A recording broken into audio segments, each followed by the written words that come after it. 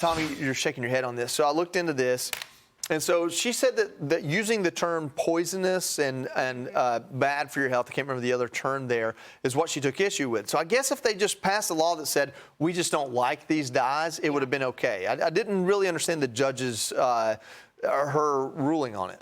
Yeah, maybe just call them racist, because then you can get rid of everything, right? Fair. The statues, the monuments, just call them racist additives, and then maybe they'll get on board. What's so shocking to me, we talked about this yesterday, the left and the appointees of the left, they have to be everything opposite of President Trump and even RFK Jr., who is a Kennedy and former Democrat. They have to be on the opposite side of everything. California, I'm old enough to remember when California wanted to eliminate red dye from their food, right? And they were the ones that led the charge. And all the crunchy granola people who typically vote Democrat or vote leftist, they were completely on board with all of this. The organic, the remove the dyes, all this stuff. But now, because President Trump and RFK Jr. want to make your food healthier, now they're on the side of the additives. Isn't that funny how that works?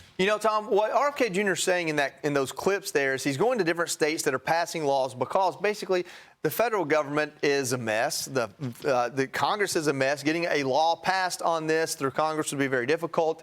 Even getting something through the Trump administration would take some time. So these states are taking the initiative to do it themselves. Food companies are saying, yeah, but if I can use the dye here, but I can't use it there, that costs more money because now I've got to produce it different ways.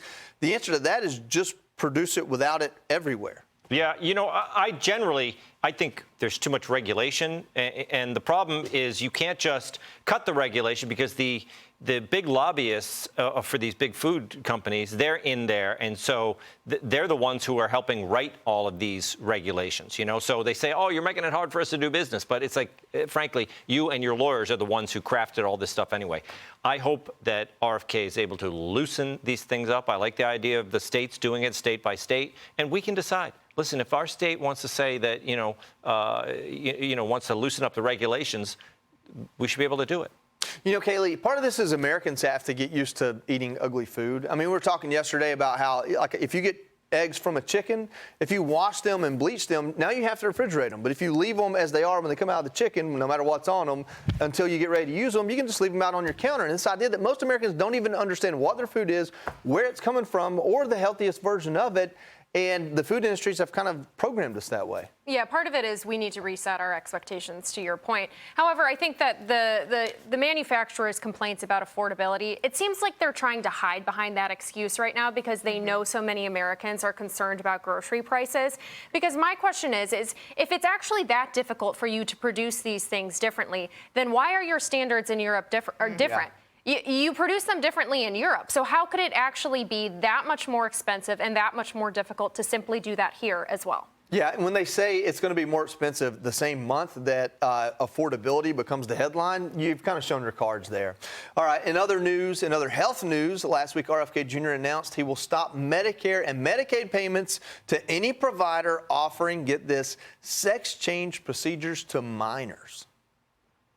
This morning, I signed a declaration. Sex-rejecting procedures are neither safe nor effective treatment for children with gender dysphoria.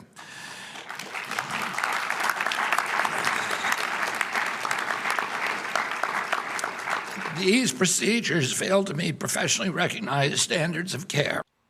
But now 19 states, including Pennsylvania, California, and Colorado, are suing HHS. This is led by Oregon, whose attorney general is defending sex changes for minors, saying RFK's assertion that it's unsafe is false. Tommy, I don't know. I'm old enough to remember that ad for President Trump that said, "They're for they, them. He's for you." And it absolutely killing Kamala Harris's chances in the elections. If President Trump and RFK Jr. got any sort of mandate whatsoever a year ago, it was simply, we don't want this. We don't want it, and end the child abuse. Yeah. I mean, my God. And I think that most mainstream Democrats are actually against the mutilation of children. I really do believe that. But they're such cowards that they won't stand up to this complex. And it's not just the woke complex. It's also big pharma, and it's also big medicine, all of this, because once they can get their hands on these kids and they can convince them, you cut body parts off and you get on these drugs, the puberty blockers, they are a patient for life. They are hostage to a system for the rest of their life, and it's very lucrative. And these Democrats know it, but they're too cowardly to stand up and say enough of this. This is the common sense stuff we should not even be arguing about. The fact that there are people who are like, no, I think minors should be able to cut off their body parts, that just shows you the state of the Democrat Party, and it's not a good one. Tom, I don't understand how you give a straight face and rebut this. I mean, 19 states attorney generals. I don't know if there's something in the weeds I'm not seeing, but I don't understand how they think they have a case on this.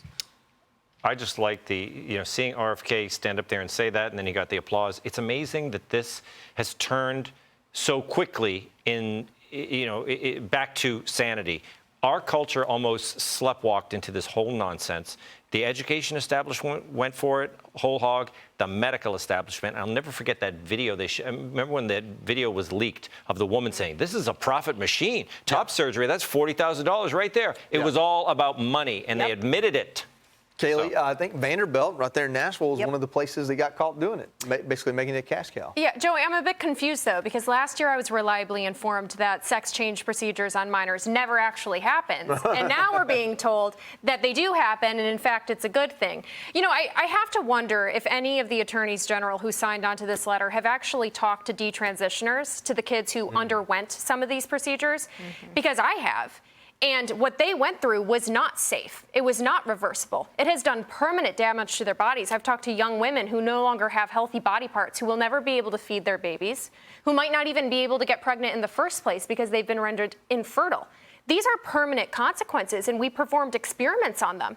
I mean, how could you possibly say with a straight face that these procedures were safe? It's really shameful, and I wish that they would give these detransitioners a voice, because their story would very quickly be rebutted.